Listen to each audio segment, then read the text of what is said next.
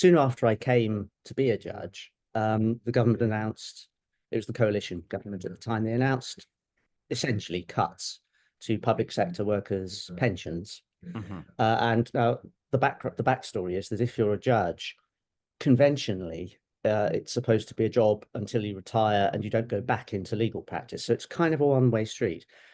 Since what's about to happen in this story, that's kind of changed, because I think people have said, well, forget that for a game of soldiers, we shall, we'll move on. But at that point, the expectation was that it was a one-way street.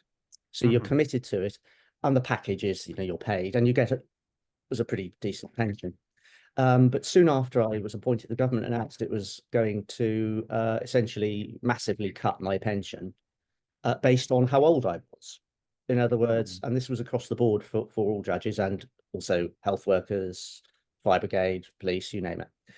Now, age doesn't equate to seniority in an organisation. I was very young as a judge. Plenty of people came along after me in the years that followed who were much older than me.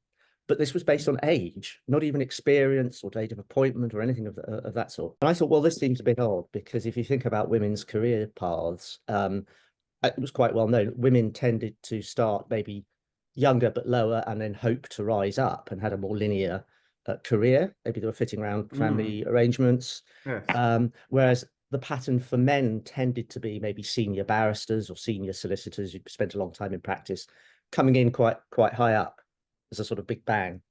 So it tended to mean, actually, on the whole, that men judges would be older demographically.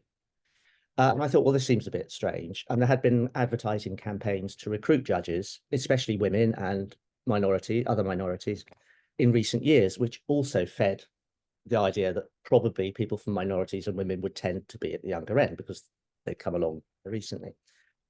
So I did a freedom of information request, and I discovered that most women judges were affected by the cuts because of their age, whereas easily most judges as a whole escaped. 75% of judges escaped, because most judges are actually quite old.